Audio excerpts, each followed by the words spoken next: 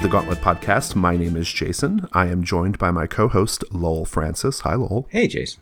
And our special guest this week is one of my favorite people in tabletop role-playing games and a dear friend, game designer, community organizer, frequent GM on Gauntlet Hangouts, Catherine Ramen.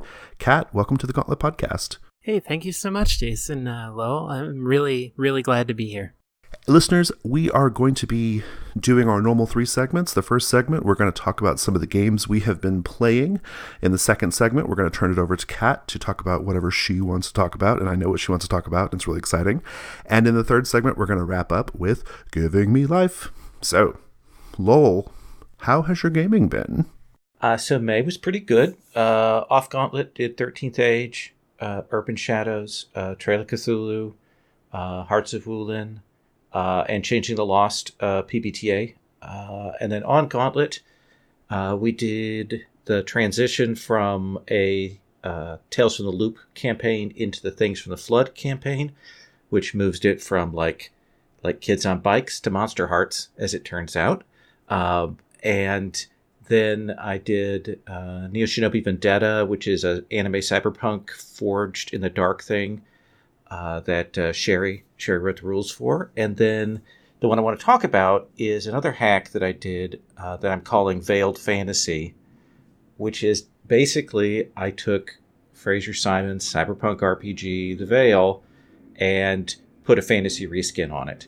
And like the lightest of fantasy reskins to do it. One of the things is I love the idea of city-based fantasy, the idea of urban fantasy, like in a classical fantasy setting. Yeah, like we've talked about that before. High fantasy, and there's some cities that I love. Yeah. Like L5R has some problems, but Ryoko Owari, the city box set, is really wonderful, and there are other great things. But a lot of the modern like city fantasy RPGs are very plot driven. Like it's very specific. We're doing this thing. We're fighting these things. We're carrying out these kinds of missions. I wanted a game where it's much more meandering. It's the day-to-day of being shitty adventurers in a crappy city and trying to figure out how you get your next gold piece. It's still a high fantasy setting because we actually built the city that we're using in a microscope session on the Gauntlet a few months ago. So very much we take the kind of the street level feel of let's figure out what goes on of cyberpunk and we bring it over to fantasy. When I went to do it, it was super easy to remap the archetypes over to fantasy archetypes. And I took... Can I interrupt you real quick? Yeah. Because you might be getting to this, but I'm really curious just at the outset why you wanted to do this. I mean, what was it about the Veil that made this such an appealing idea? Well, there are a couple of things. One is that the Veil is more than a lot of PBTA games. It's a game that says, hey, let's make up some characters. They're going to define what the world's about, and let's see what happens to them. It really comes in where your character building defines a lot of the issues that they have, and it doesn't start with a high meta plot. I mean, that can come later, but we're just kind of seeing what their lives are like. That's what appealed to me about this. Interesting. Yeah. And one of the things is that Fraser's game has characters and has questions that say something about the world. For example, the one I've always pointed to is there's a character type called the Honor Bound. And the Honor Bound character, when you build your character, you're also telling us what obligation and duty and debts are. And that might just be a casual thing, like maybe you work for a mafia person, or maybe it's systematized. Or maybe it's a corporate thing, or maybe there's an actual... I mean, there are lots of different choices in there, and that tells us something about the world, and then we play to see what that's like. Many of his playbooks do that. They tell us something about that, and so I wanted to bring some of that over. I haven't done it, and I'll come back to that, how I think I need to work on that more. It was very easy to map these. We've got essentially the character that's the sort of the street samurai character from the Veil becomes an assassin. We've got the corporate executive becomes a member of a guild. Mm-hmm. A character who's an artificial life form in the Veil becomes a golem or something like that in this game. There's the attached, which is a character who has like a robot friend or found this strange being that's attached to them. Basically, that mapped over to be a familiar. Okay, interesting. It really worked super easy. And even though it's originally cyberpunk, I was able to change some terms around. Cybernetics became spells because they're done super easy with tags in the Veil. And so I just worked on that. And I have some year things. We've been playing and we've done 4 sessions and they've been chasing the 2 gold that they're owed. Like, that has been the thing. And it's that level of need yeah, that you're working at. Yeah. They got caught up in a battle between a couple of bards while they were trying to meet up with their mark. Then one of the players got dragged into this pyramid scheme with a fallen god, and they're still trying to get these 2 gold pieces. And the look on their face when they found out the person who owed them money was dead was great, because they're like, oh, that was the money we needed to pay for our rent or to pay for advancements, that kind of thing. I actually kind of love that 2 gold pieces detail, because it reminds me of, I don't know if you listen to Fear of Black Dragon or not. Oh, yeah. But Tom had this topic idea a while back called the urban picaresque. And this sounds like that. Oh, right? yeah, very This much. sounds like Tom's conception of an urban picaresque, right? And so I really like that. Yeah. The Roman inspired episode, I can't remember what module that was. With the, it was statues? Statues. Yeah, it was statues. Really also helped push me. Oh, good. Having listened to that was in the back of my mind when I went to this. It has been a delight. Sherry has run a doppelganger, essentially, because Fraser has a person who assumes other people's identity as a disguise thing. In this, they do that, but they also have to eat people. But they've kind of gotten stuck in an identity, and we've had a whole thing where she's found out that her identity actually has a fiancé who's arrived, and all this stuff. She's trying to find out about her past life, and it's just been really, really good. I'm very happy I sat down and did it. It didn't take that long to do. I'm surprised, though, because the Veil, almost even more than the Sprawl, just feels like the sort of quintessential cyberpunk PBTA game, and it has such a thick, heavy layer of cyberpunk on it. I'm surprised that the conversion didn't take that long. What are we speaking about here relatively? Did you rewrite the playbooks entirely, or did you? I took the text of the playbooks and I laid them in, and some of them were pretty easy, but I would say maybe the most difficult one took me half an hour. Okay. But most of them took 5-10 minutes at most. Wow, interesting. To go through and go, okay, do I need to change anything here? No, I just maybe need to change a term. I need to change the terminology, need to switch some things around, because these are moves that are about interacting with people or changing the world. We just reframe them slightly. So no, it was very easy to do. Well, the Veil has, as its sort of central defining feature outside of its setting, I think, is the fact that you use these emotional states as your ability scores. I'm curious, how did that map over to a fantasy setting? Because fantasy's not necessarily known for that. It's perfect. Okay. Because we are doing these characters. They might be adventurers. Yeah. They might just be people living in the city, and they have a hard life. And the emotions, it's just about figuring out who your character is and how they're feeling at any particular moment. Okay. That the system works. All right. Yeah, fair enough. I'll give you an example here. We've got Tyler's character is the attached, which means the familiar. And he's got essentially this demon cat. And this demon cat has protected him and maybe killed his family. We don't know. And is kind of guiding him around, and clearly maybe has an angle for what he wants her to do in the future. But she trusts this familiar. And another one of the characters in the Veil is the dying. They have a disease, and the disease manifests in different ways.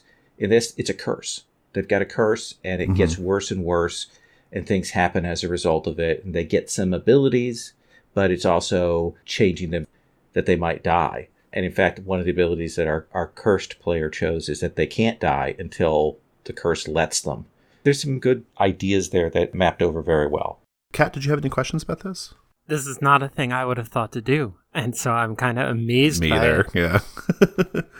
I'm wondering how you're treating things like the veil and artificial reality and that sort of thing. Yeah, one of the things that is perhaps a question for me is that it does take the veil out as a concept. It is a thing that doesn't work. So there is one particular move about reading the veil that I had to redo. That's a basic move, and I think one or two playbooks that rely on it. So it just kind of isn't a thing. Yeah, I was wondering about that. Like, I'm a big fan of bringing in kind of fairy elements to things. I was wondering if maybe you could invert it, right? Mm-hmm. Like, instead of the veil revealing the true reality, the veil really reveals the heightened or magical reality. You know, what does the world look like from the other side of the veil, you know, in the Fey realm kind of thing? Yeah, I think that's a great idea. And it is a thing, if I go to do this again, I need to go back and look at that, because there is a potential there for reading the world in a different way, or having these other magical existences and doing something with those. I think that's good. I think I stayed away from it just because I thought that would be too much work. But having had it work and the proof of concept. Yeah, if you got your core idea down, I think now I can go back to that. Yeah. Well, you know what I would do with it? I love the Fey Realm idea. That's terrific. I like the idea as well of the history of the world somehow asserting itself as like the veil. So maybe there's some methodology by which the characters are able to look into the past and maybe even experience the past, right? Kind of like Bran Stark, you know, like three-eyed ravening into the past, you know, that kind of thing. Like something like that, right? I think that could be kind of cool too. Well, and actually that might be a great thing in the character creation process, and say, let's figure out what the veil is. Yeah. Here are some ideas, yeah, here are some details. Let's figure that out and figure out what that means to the world. One of the things you could still call it the veil. Yeah, exactly. Right. Yeah, I mean, it could be flavored differently for the different archetypes too. Yeah. Because I had come in with this set city, I didn't do as much as sort of the world building in the character creation process as I might do. If I go back, I'll definitely do that. I think I'll start with a blank slate, and I will talk about what the veil means, but I also want to go back and look at each of the character types, give them more questions that help define what the world is. Like the doppelganger ought to tell us what the relationship is between monsters and humanity. You know, that's something that's a question that can come out from that. That's something that I want to go back to do. Is this all a preamble to something? Like, are you like test driving like some kind of like your follow-up project to Hearts of Wulin or something? Like what is this? No, it's just I wanted to play this. Okay. I really like city-based fantasy games. I ran a couple of years of like a city guards game, and while I liked that, there was a lot of mundane and day-to-day, but it was still very plot-driven. You know, they had missions they had to do, they had things they had to accomplish. I like this, that it is, as you say, picaresque. It is rambly, and let's see what happens.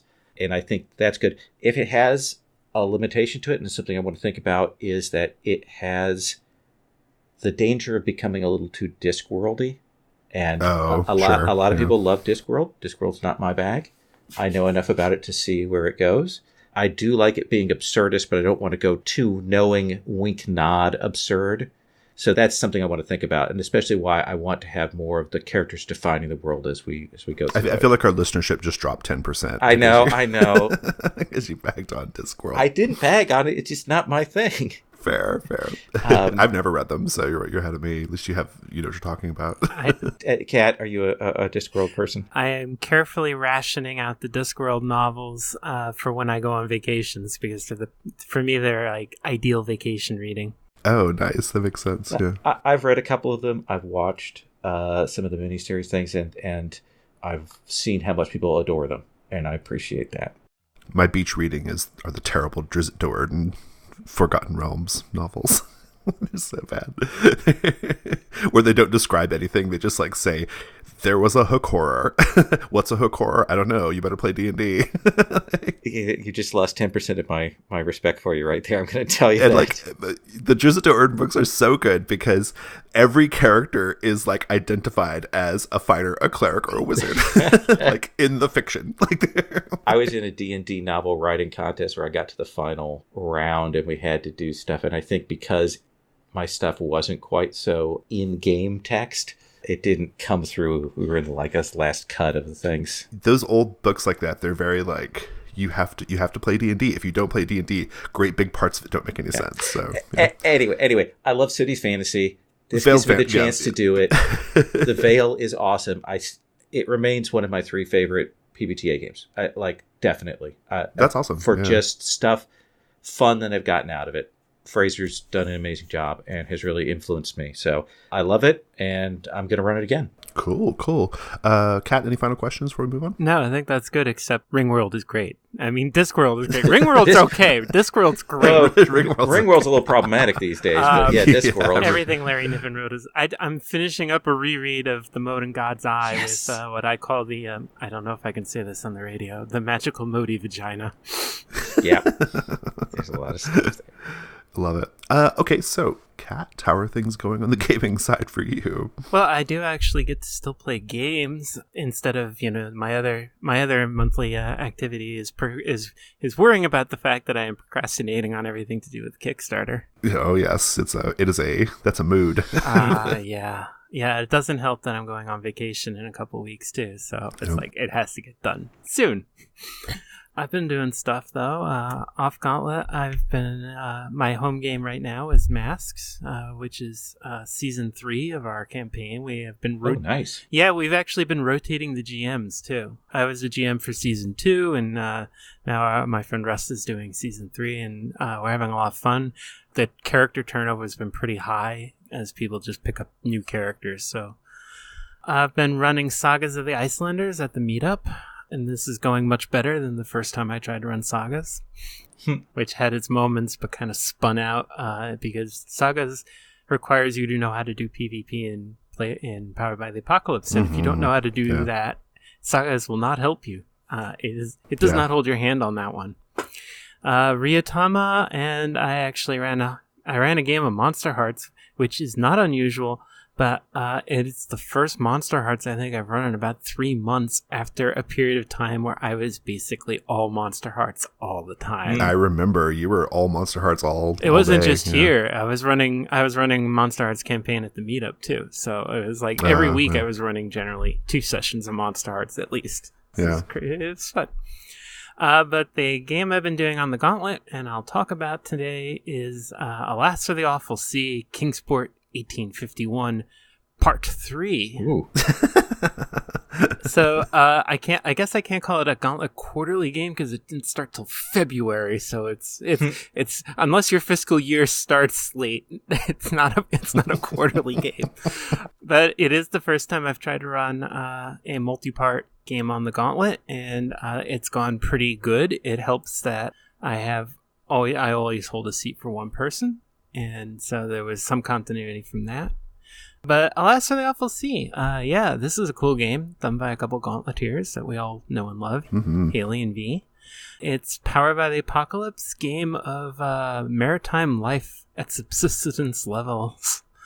It's supposed to be downbeat, moody, atmospheric, and realistic, but for me, I was mostly interested in Moby Dick meets Lovecraft.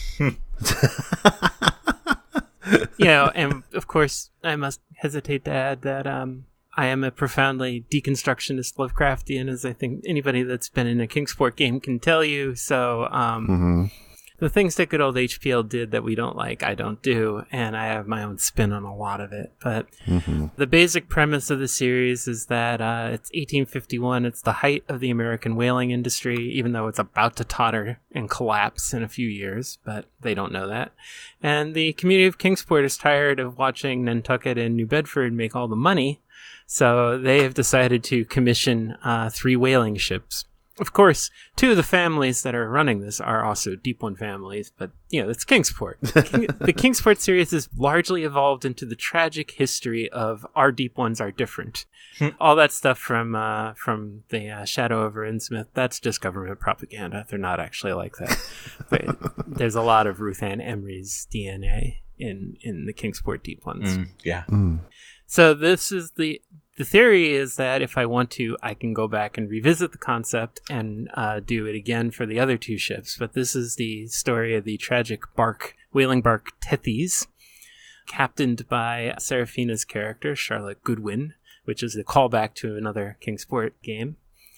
And they are just sailing, as I like to put it, into the heart of the American nightmare on board a whaling ship.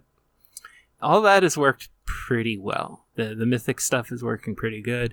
Having Seraphina and Scott, who's been terrific. I've been so happy that I've been able to game with him, and also I had guest spots from my Kingsport Drama Society veterans, Leandro and Daryl. So nice. yeah, They're both great. Yeah, I get a chance to play with them every now and then. Also, Eli and Jim Crocker is in this run too. So I've had a lot of great people coming in and out of the game. Well, so let's back up a little bit, because I think before you keep on, I think it might be worth giving the listeners just a little bit of context about Kingsport. Oh, yeah. That's right.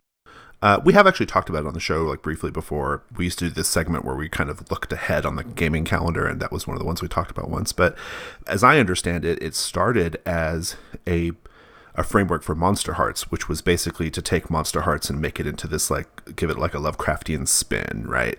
And you have since kind of sort of historical / anthology style created other settings and used other games in this same or other time periods and other games to do the setting. This one's the first non-Monster Hearts Kingsport game. Oh, okay. But Kingsport started because I was running a Monster Hearts game at the meetup, and my dear friend Patrick, who, hey, shout out if you are listening to this in Japan, Patrick, because he moved to Japan, but Patrick is the guy who is the Lovecraftian in the group always.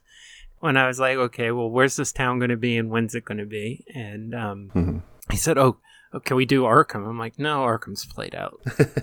Kingsport. We'll do Kingsport. And then that seemed to work well, and I had the idea to do the same thing, to do Monster Hearts in Lovecraft Country. And then because I like a lot of historical gaming, I mean, duh.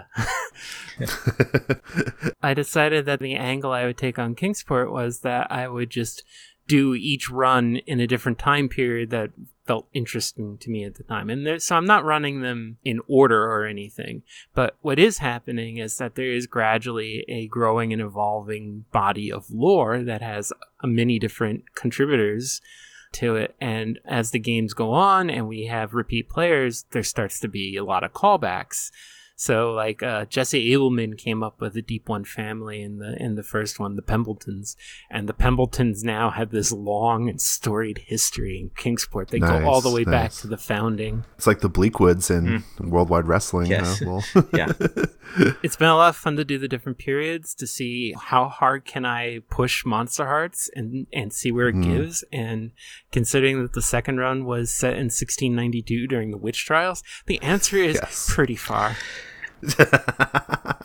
Well, so before you continue with the last, we should I want to just throw out that you were actually one of the stretch goal writers for the Kickstarter we ran last year, and that stretch goal was to create the Kingsport framework so that other people can run their version of Kingsport in Monster Hearts. So listeners, if this sounds exciting to you, you have a chance at some point in the very near future to get your hands on that. I've just commissioned art for it. We got some sketches back. It looks really good. So yeah.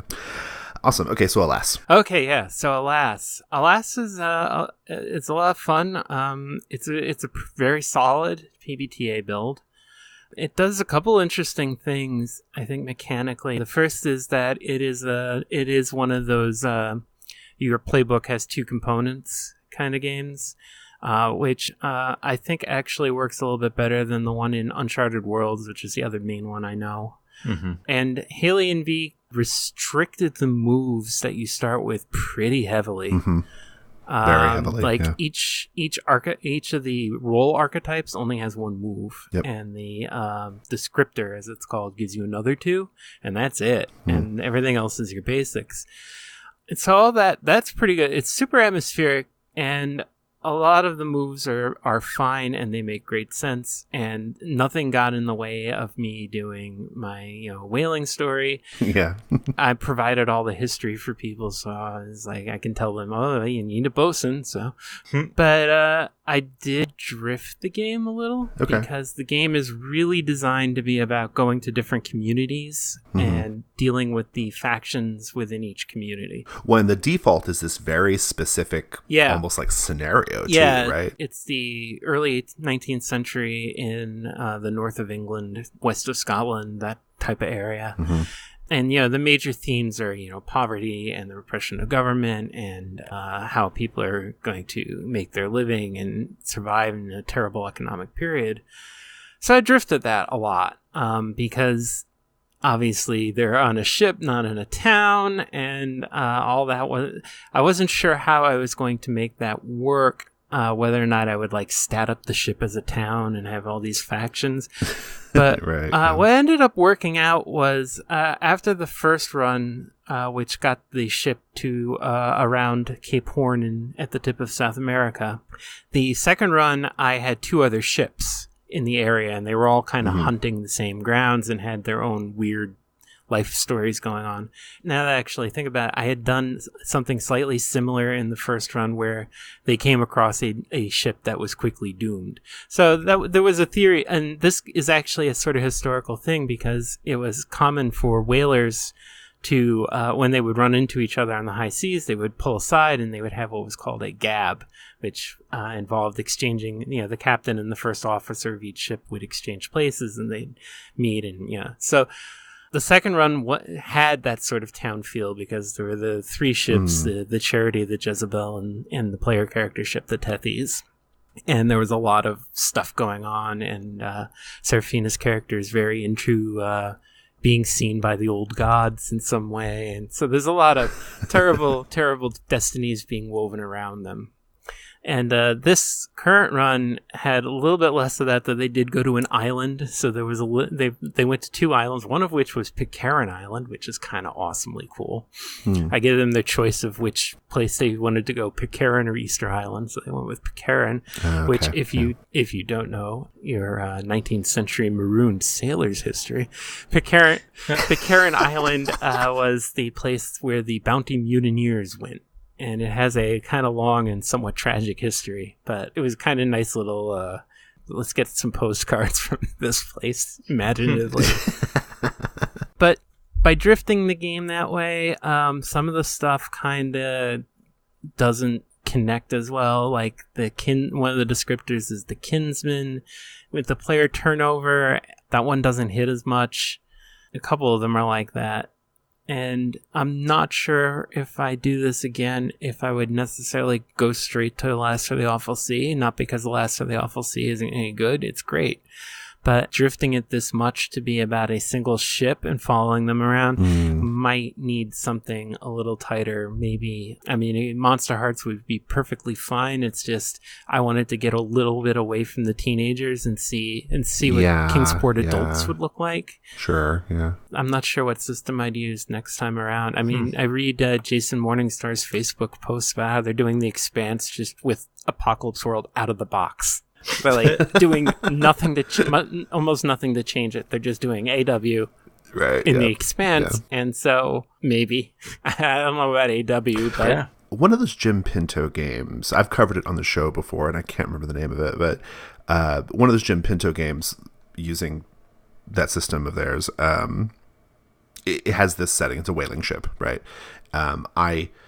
Longtime listeners or regular listeners of the show, of all of our shows actually, know that I am hugely into whaling fiction and nonfiction and nautical stuff, and I'm very into that, right? Everything you're saying to me right now sounds so good. I want to play it right now, and I love Alas for that reason. So I went through a period where I was looking for games that had nautical themes, and that's the one that stuck out to me. I don't know if you could put a Lovecraftian veneer on it. I don't know about that, but yeah, I heard the episode you talked about, the whaling one. Yeah, I don't know if it would work, but I was just thinking of other games with a similar theme, I guess. There is a hack of Torchbearer where someone rewrote it, big long hack, to work as essentially a version of Sunless Sea on these ships and tracking decay of them and having to do all that. I picked it up, but of course it's Torchbearer, so it is outside my wheelhouse. But it has some cool stuff, and I just can't remember the name of it right now. Listeners, if you know what I'm talking about, put it in the comments. Yeah, Torchbearer is probably not my bag, though. I have, like anything else, I steal concepts from it. Oh yeah, exactly. The climax of one of my home Cthulhu games ended up with the characters wandering around in a maze on the plateau of Leng. And so I made this little mini game for them, and I had these dungeon tiles that we used to map out where they were going. It was just draw from the stack. But I took the concept of the grind from that, and I had all these little rules about, you have to use fuel if you want to get rid of cold, and you have to eat food and that kind of thing. So it's cool. So yeah, Of course, the one long-form game I'm doing on the Gauntlet doesn't really have an experience system, so that is also a thing. I mean, it kind of doesn't matter. PBTA experience is like... Take it or leave it. I mean, yeah, I hear you. Well, it's like a lot of your playbooks will have like cool things, and you want to get to the cool things, and so that is a motivating factor. In my Masks home game, people were surprised how much XP my characters have. I'm like, that's because I'm spamming the celebration moves, and I'm spamming the intimacy moves like you're supposed to do. But generally, PBTA games just broaden your character. They don't really kind of heighten it. Like Dungeon World especially. Like you can have a 10th level character and a first level character in Dungeon World, and it's like, they work together great. Well, the guy's not going to have that many more hit points, Start from there. And I don't know the next time I do Whaling Ships what I'll use. I might go back to Alas. There's a lot to recommend it. It actually has a nice set of moves, and I've been looking for maybe moving out of using my highly hacked versions of Gumshoe for my home Cthulhu game. And Alas has the suite of moves that kind of is what I'm looking for. Oh, okay. So I might steal the basic moves and spin something up around that. I don't know. That actually makes sense because Alas has as that sort of default scenario that you do in Alas, it's an investigation, right? Yep. I mean, it is an investigation game through and through, right? That's really interesting. That actually makes a lot of sense. Yeah, I ran it straight for Richard Chain and Lucian once. The little scenario that they have available you can print out. The Wind and the Rain. Awesome. Lowell, do you have any questions about it? No. It just sounds very, very neat. I really like that idea. Yeah. Is there anything else you want to say about it, Kat? No, I mean, I like it enough that I do think at some point when I have time, I will go back and we can learn about the voyages of the Calypso and the Jenny Greentooth as well. Nice. Good. All right. So I played a few games these past few weeks. I did Stone Top with Jeremy Strandberg, which is his highly, highly, highly adapted version of Dungeon World that focuses on a single community called Stone Top. At this point, this version of the game, it's drifted so far from Dungeon World, I'm not even sure you can even call it a Dungeon World hack anymore. But we're still in the middle of that as of the day of this recording, and it's going pretty well so far. I'll probably have more to say about it in the future. I played Block by Block by Tom McGrenery, my co-host over on Fear of a Black Dragon. Block by Block is a sort of OSR-fueled police procedural game, which is in very, very early playtest. It's interesting so far. It's definitely very early, but I like what he's doing with it. I don't think we often see police procedurals in role-playing games, right. And so that's kind of intriguing. I continued Monster Hearts 2 Mercy Falls 58 with that group. We're on session 7 or 8 at this point, and so that's going really well. And then I ran 3 games of Trophy using 3 of the most recent incursions to make my bread, Mother, and Shifting Sands. I'm actually going to do something a little different this week. Instead of talking about one game and the ins and outs and all that stuff, I'm going to present to you both and to all of you listeners 9 lessons I have learned from running 9 games of Trophy. Okay? I've run 9 games at this point, and I have some things to share with you all. So at the outset, the reason why this came to me is because Jesse Ross, the author of the game, and myself, we are in the early stages of getting the standalone Trophy book ready to go. We've talked about Trophy on the show before, and I'll kind of give an overview of what it is here in a minute. But we were talking about the standalone book, and one of the things that we want to do is we want to give more guidance and really flesh out the core rule set of Trophy, because Trophy was originally published in Codex, and it necessarily is kind of brief as a result because it's in Codex. And so that got me thinking about okay, well, I've run a lot of Trophy at this point. Jesse's probably the only person who's run more than I have, right? And I do have a lot of thoughts about that extra kind of advice that I think the game doesn't necessarily need, but I think will benefit from. So Trophy, really quickly, is a game of psychological horror and dark fantasy.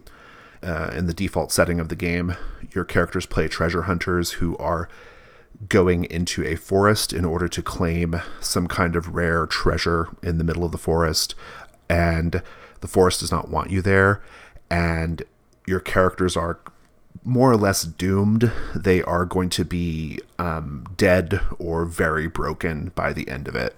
And so the pleasure of the game is kind of exploring this very bleak psychological horror space. That's kind of what the game is about, and it's really, really interesting and fun. It is presently available in the Codex Zine, in Codex Dark 2. That's where the core rules are, and we are releasing new material for Trophy every month. So we have several issues available on Drive-Thru that have Trophy material, and then in our Patreon, of course, we have more issues of Codex that are coming out every month.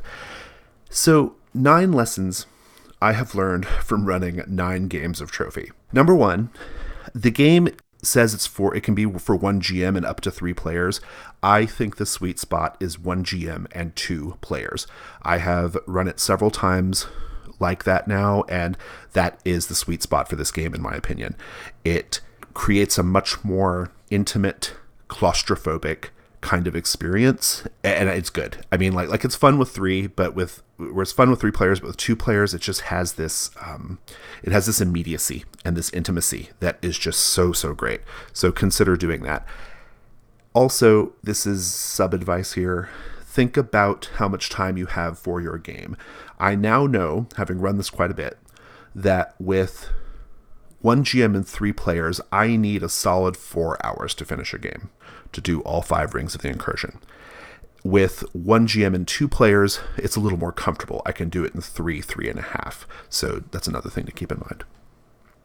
Second thing, when presenting the game, you want to emphasize a couple of key features of the game. So I learned this like my 3rd or 4th time I ran it. When presenting the game to the players, like if they don't know what Trophy is, emphasize that it is a game where the characters are probably doomed. They're not necessarily doomed, but they're probably doomed. And so the fun of the game is getting into that headspace of playing up the psychological horror, playing up the conditions that your characters get saddled with, okay? And the other thing you want to emphasize when presenting the game is it is a highly collaborative game. That is not super obvious from a straight read of the rules. It's baked into the mechanics, but it's not super emphasized in the text at this point. And I have discovered that it's really helpful to explain to the players that they are responsible for creating a lot of the adversity for their fellow players. All right, the mechanics have you do that, but it can't be overstated like how important that is to making Trophy work, because the GM just has this skeletal framework, this incursion, and that gets you a lot. But it's the negotiation that goes on between the players whenever a die roll happens. That negotiation of outcomes is the story of the game. That is where all of the story comes from. Again, this wasn't super apparent to me the first couple times I played it. Third lesson, use gameplay to reveal backstory and character relationships. Do not dwell on backstory or character relationships in the beginning. There's no need to discuss it, actually. Dive straight into the incursion and pepper the players with questions at key moments to draw that stuff out. That is the fun of the game. Doing flashbacks, showing where their characters came from, revealing that stuff in play is a principal pleasure and joy of the game. Number 4, paint the scene in the beginning. Now, paint the scene is my GM technique, whereby you pose questions to the players in order to explore certain thematic ideas that you want to explore, okay? It's not a part of the Trophy rule set. I think it should be. And in particular, I think that the beginning of the game, when the characters are first arriving at the incursion, asking a really good paint the scene question that emphasizes the theme of the particular incursion to start getting the players in that mindset of thinking about the theme, because each incursion has a theme, is very powerful, and you should do it. Lesson 5, hard frame like a motherfucker.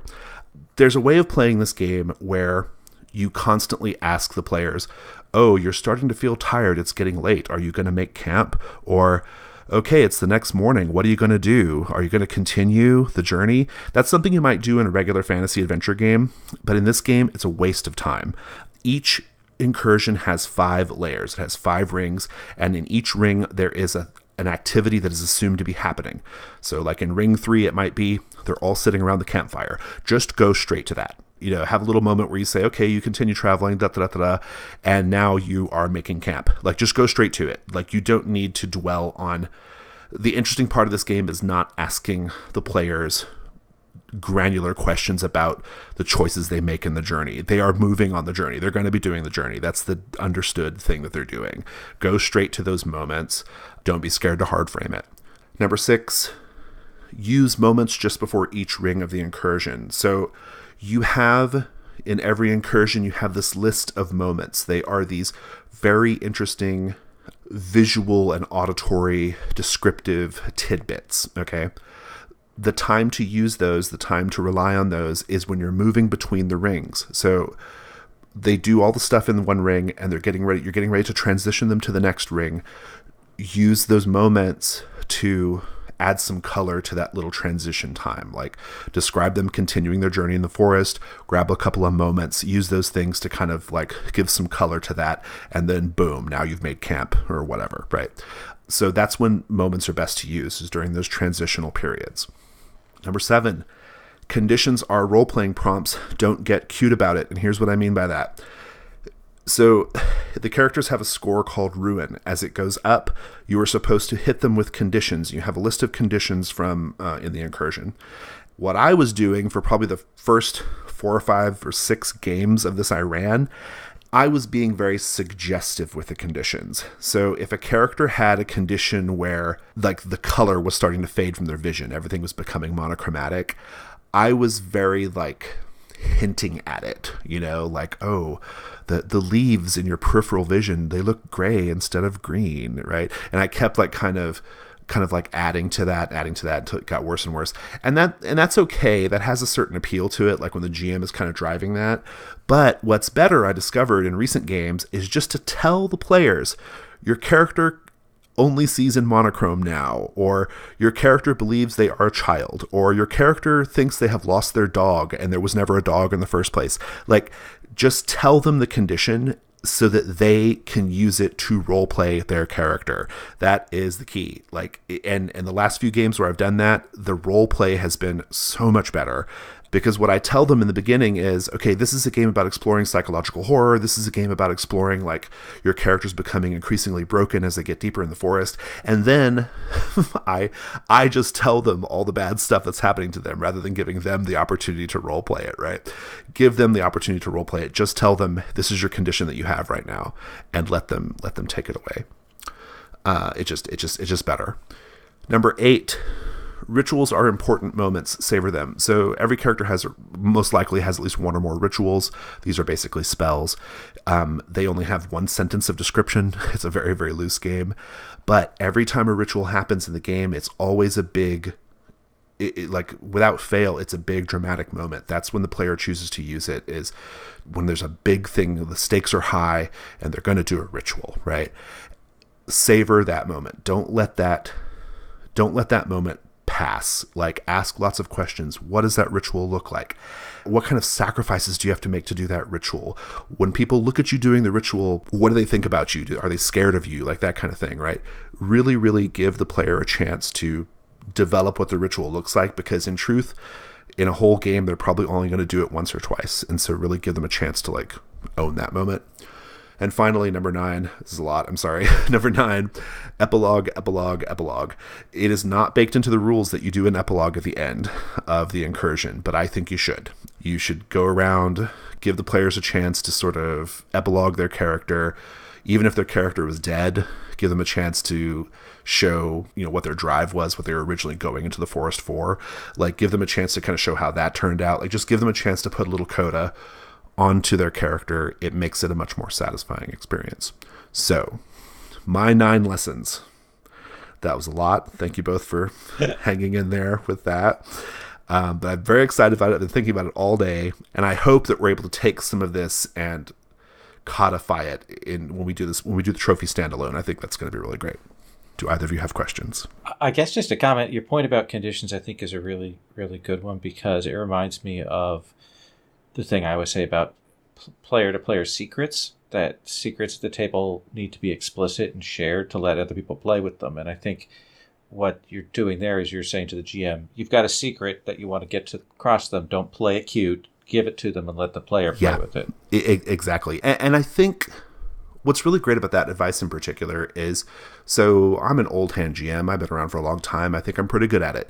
And I can describe the condition happening to them in a way that they find personally satisfying. But I think it's going to be better, even if you're an experienced GM, or especially if you're not, if you don't feel as comfortable with that kind of thing, to just let the player do it. Let the player show their character suffering from the condition. It's just sharper. It just feels more honest. It's just better. I'm just down for a hard frame like a motherfucker in any game. Yes. That's good rule for just all gameplay, in my opinion. Any game that gives me the specific authority as when I'm running it to do that, I will use that to the hilt. Like Smallville, actually, only the GM can frame scenes. That's an actual rule. Yeah. I mean, you're allowed to ask people, and obviously you should be hygienic and follow the players around. But it's like literally you're the only person that can frame the scene. It's kind of awesome.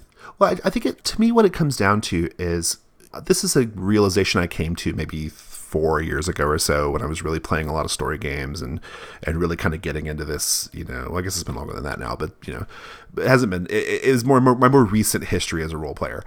I started to realize that games want to be doing a certain thing. They're good at doing a certain thing. Frame up to let them do that thing. Like I don't know what's gained by spending huge amounts of time getting your mission at the inn, or traveling to the dungeon, or you could make those moments interesting, but what the game really wants to be doing is doing stuff in the dungeon. That's what it wants to be doing. So frame up to that, like push close to that, right? Monster Hearts is a great example. I run lots of Monster Hearts, and if I've only got 2 sessions of Monster Hearts, if I'm doing like a short play or something, I am not as interested in following them around. I'm going to hard frame the shit out of it. We are doing the school play, these 2 sessions. That's what it is. Scene 1, you are all using Sharpies to draw posters or whatever, right? Like go straight to it. I should note that it's actually also good player strategy, because very often if I run a game and people will say, oh, I want to go talk to this character. I'm like, okay, but cool. Then you should also frame that scene hard. Yeah, absolutely. As a player, you shouldn't pussyfoot no around. Need you should to dawdle. Yeah. Yeah, it's just like I find them in the library, and we're gonna have a talk about that kiss. Mm-hmm. Absolutely. Well, so those are my 9 lessons, and I think we shall go ahead and move on to the second segment. Let's go do that now.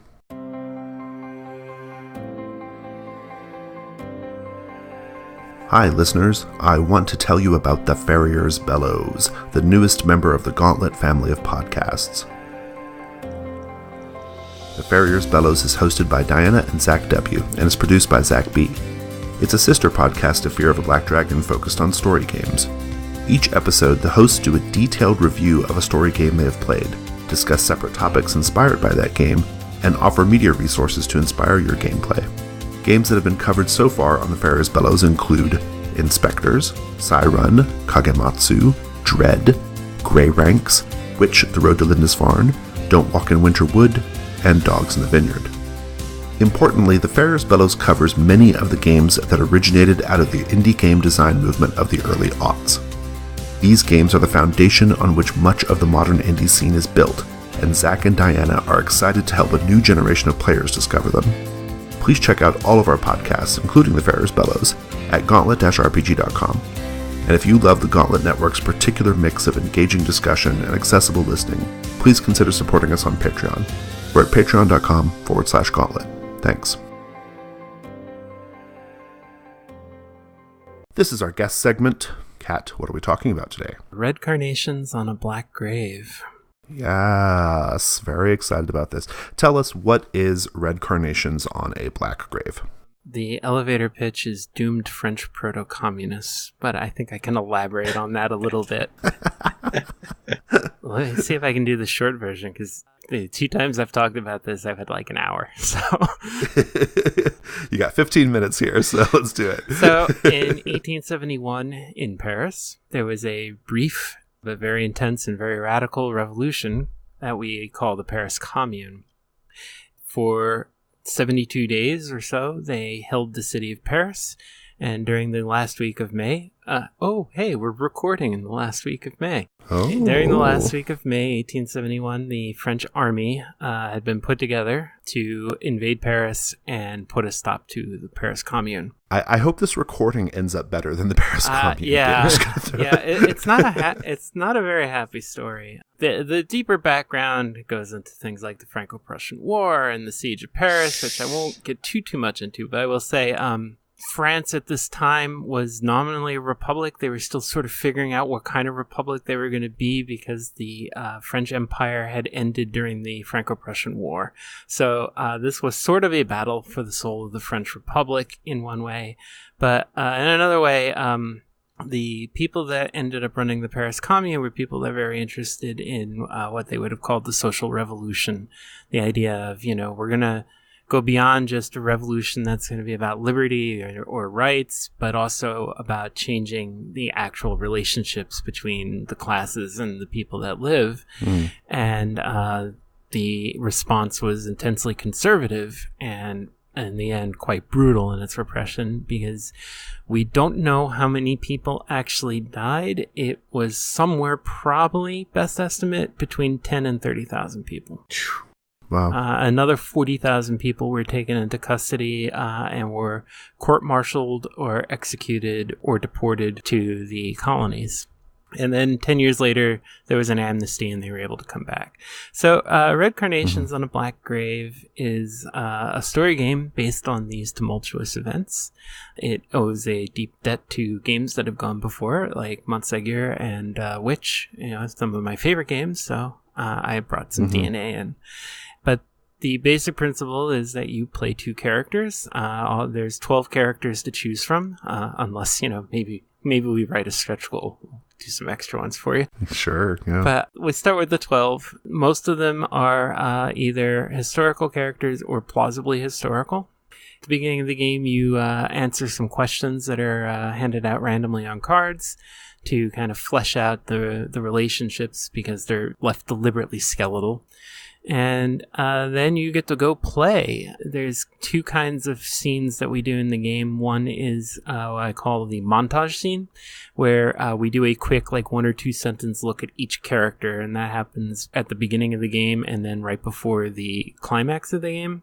And then the rest are just your bog standard free-form story gaming, no rules, no resolution system kind of stuff. Yeah. There's some readings that every player gets to do that kind of set the historical scene, but they're very short. The other way that history gets into the game is there's a deck of cards that has historical events or ideas, most of which I based directly on posters from the Paris Commune itself. Nice. Yeah, they're great too. Listeners, I've had a chance to play this twice now, and that little feature is particularly nice. And so the other big kick in the game is that when we get to the third part of the game, that's the Bloody Week, and at that point, one of your 2 characters must die.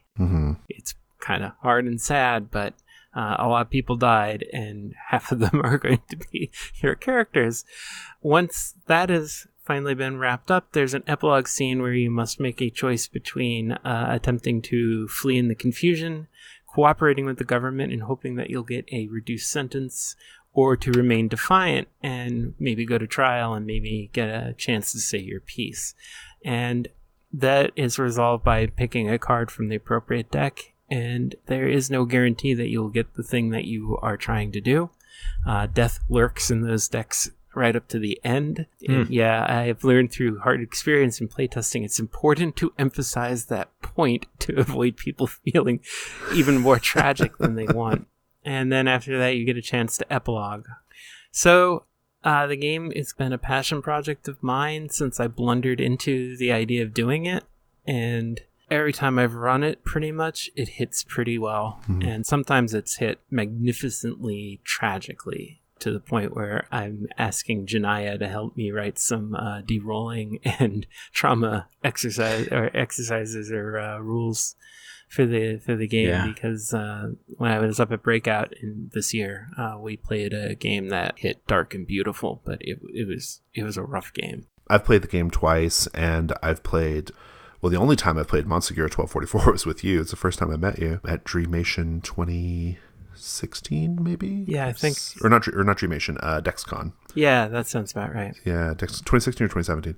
But in any case, and I've played Witch a lot. I've played Witch several times. All three of the games, you can definitely see their sort of shared lineage. That's very apparent in the mechanics. And then, but importantly, sort of like in the fiction, they share this thematic idea of someone's burning or dying at the end, right? Like in Monster and Witch, they're literally burning, and in Red Carnations, it's various types of death. But in any case, something about that, knowing that's going to happen, really, really changes your approach to the role play. Cabin Witch a little bit, because Witch is kind of a different thing. There's only one character whose life is really at stake. But for Monster and for Red Carnations, many of these characters that you have been growing attached to are going to have these tragic ends. And it actually reminds me a little bit of what I was saying earlier about Trophy, which is like, if you know the characters, many of the characters are going to be doomed, or they have this bleak ending ahead of them, that changes your role play. Like, how does that inform your role play? Kat, what have you observed about how people play the game knowing their character might be doomed, is more or less, likely doomed? I think 100% what you were talking about there strongly informs the play, sometimes to the point where it's hard to drag people around to the idea that when the thing starts, everybody is, it's supposed to be happy and optimistic. Right. Because, oh my God, it's like waking up and suddenly you're in charge. I mean, that was pretty much literally what happened. Yeah. The one thing I always try and do when I facilitate it, and I think it does help create more tension, is the thing is, the game is profoundly political, right? Like, like everything in the game is going to be pointing into its politics of however you want to frame that. Because personally, I'm always happy when I get one or two characters in a game that are like, this commune may not be such a great idea, or I'm going to work opposed to it, or I'm nervous or scared about what's going on. The game really sings, I think, when people start by looking at their characters and their relationships and just try and kind of put themselves there. I mean, knowing that the tragedy is coming and expecting it and, playing towards it, but also giving yourself that chance to look at each character and go, well, but I'm in love with Tariq, and Tariq is in love with John, and how are we going to resolve this before we all die? I know my favorite moments when I played have been those very personal connections, those very human, intimate moments. You can go into the game not necessarily knowing a lot about the history. You're going to get it in the gameplay. You're going to get a lot of it. It's going to be, there's some introductory stuff. And then, like you said, you're also kind of reading these little prompts throughout that kind of help show you the history. But what I found was really interesting is I went into it not actually really knowing the story, but I was still able to enjoy the game like in the way that I felt comfortable enjoying it. So the enjoyment that I found was in the sort of like very close moments, the intimate moments, the moments where we see characters being very human and delicate with one another. And I love that. And I love that, like, there's like space for both. You can get really into the politics, you can get really into the rabble rousing and the sort of political tragedy of it, or you can kind of play it in a really ground level humanistic way, right? And I think that is a great strength of the game, and that's all telegraphed in the way you set up the relationships and the connections. Yeah, that's at least what I hope. Mission accomplished. I mean, 100%. Like I said, it can be a very rough game, but what I find interesting for me just playing it sometimes is sometimes I know kind of almost from the start, like, okay, I know who I'm playing for to die. It's like, I'm going to set this up. But there have been times where I've got into the last act and either not known or changed my mind at the last minute about how I wanted it to go. Yeah. I will say it's hard for me to kill Louise Michelle. Sorry. I'm going to agree with you on that too. She's a historical person. She's an amazing person in this story of anarchism and socialism in France, and kind of a profound pain in the ass to multiple governments in her history. And also wrote the poem that the game gets its title from. She wrote it while she was in prison at the Satory prison camp after the Commune, to her friend Théophile Ferré, who was the deputy minister for justice of the Commune and had been condemned to death. So she wrote this poem and smuggled it over to him because they weren't allowed to communicate. Yeah, it's a nice little poem. I have done a very free English translation that tried to preserve rhyme and meter rather than being word for word. So no, that's great. That's great. Lowell, do you have anything to? Well, I was going to ask, actually, just in terms of facilitating it. I love cards in games. That's one of my favorite things, and I love that you've got these. And so, when you do the Kickstarter, you're going to do decks of cards, I assume. Yeah, it's got to be cards. There should be a PDF option that's going to let you print and play. Jason Pitt is helping me do the layout for the cards. It's really because Jason Pitt is an enormous mensch of the first water. Mm-hmm. He's a super nice person who I enjoy talking to immensely. I've kind of sworn to myself I'm never doing a game with cards again because the economics of it are extremely complicated, and so I've heard. I'm still kind of sorting out how I want this to work and where we can price it, about whether or not it's worth doing like a tier where now everybody gets the upgraded packaging because I can now afford to do the offset run. The offset run, yeah. Well, let's actually talk about that. Let's talk about the Kickstarter before we move on. What are the basics of the Kickstarter? Like, what are people what are they pledging for? So the basic will be the game book, which will have the entire rules, which are not super, super long, but also will have some more background essay stuff, some nice illustrations. I'm having Juan Ochoa doing a lot of the art, and he is fantastic. I've seen some of the early pieces. The They're cover great. came out. Mm-hmm. Wow, it's so nice. Mm-hmm. That's probably going to be involved in the Kickstarter too, about like how much historical apparatus you're going to get to come with the book. Mm-hmm. And you'll get the deck of cards, and the cards, most options I've been looking at right now, you'll get the character cards probably on Tarot, and then you'll have a deck of about 80 poker sized cards that will handle everything else you need. Okay, so, wow. Yeah, you get a nice little package. It'll probably be something like how Dialect was packaged for you. Mm-hmm. And then, that's depending great. on where we land, I have some good lines on doing an offset run that would have a box and all kinds of nice stuff. But nice, yeah. So the initial plan is POD and then offset if it takes off. That the way you need probably it, right? is the way I'm going to go. But I'm making the last calls shortly on where I'm going to end up on this. Yeah. But probably I think we'll have to start there. I will see what happens, but I'm hoping this hits well. I've been trying to beat the bushes and do some APs, and it will be in the second half of June. I'm still nailing down the final date, which is annoying for everybody involved, but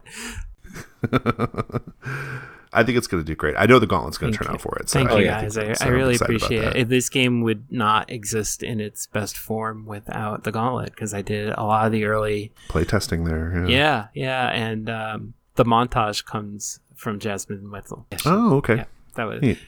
It was the one time I was having a lot of trouble getting the prologue scene to work. Like, it had originally been a bunch of different ideas about the actual start of the Commune, and she ran a game where little Camille was running around doing her newspaper and talking to everybody, and it suddenly hit me, that was the only time that scene ever worked. I should do this. Just make it a thing. That's the rule. Yeah, that's the rule now. Absolutely. Yeah. Awesome.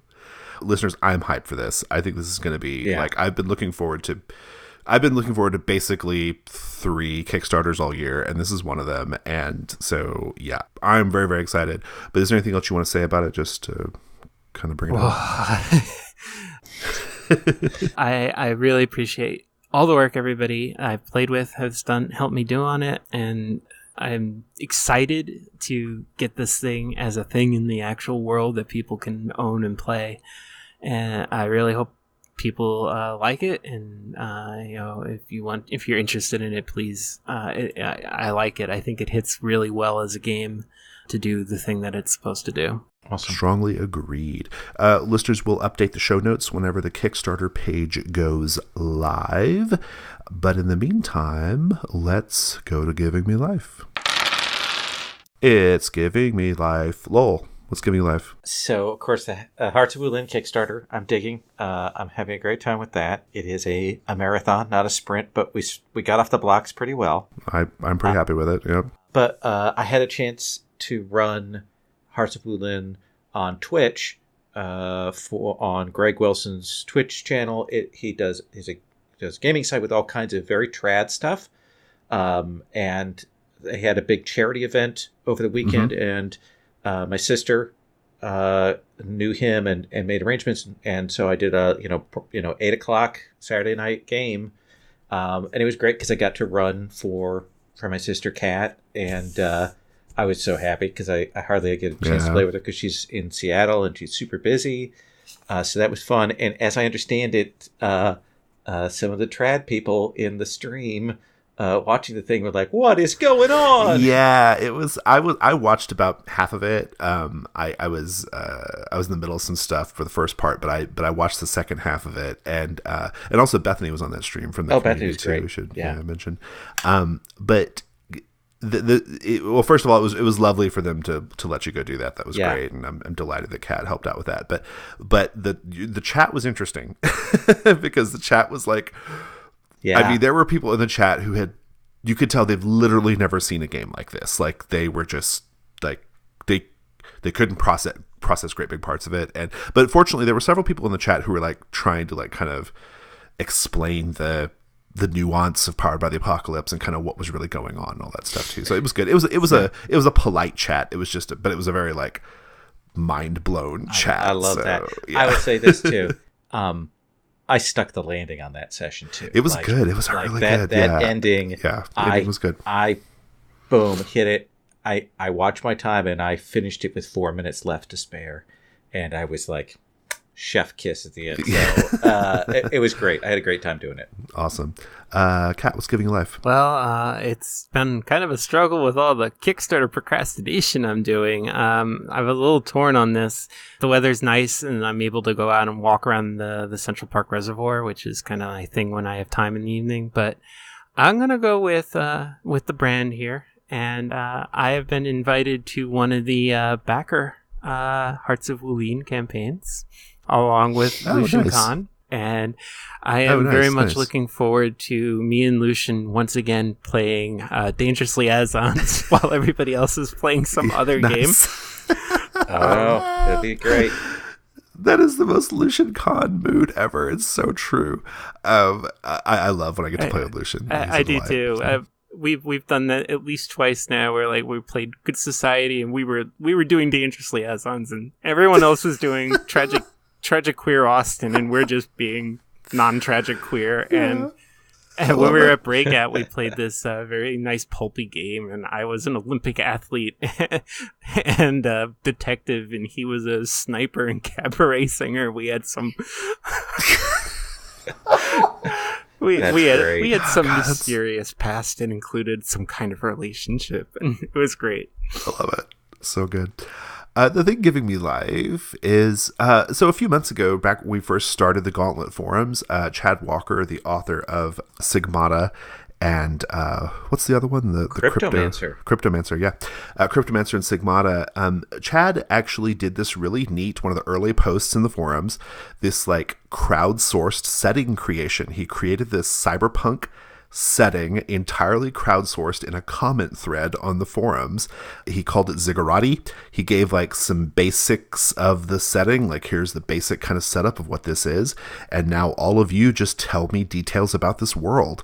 And he asked questions in the middle of it in order to clarify things, and this thread is very long. I mean, it's big, huge paragraphs. It goes on forever. But what he did was he got all these people excited. People really hyped.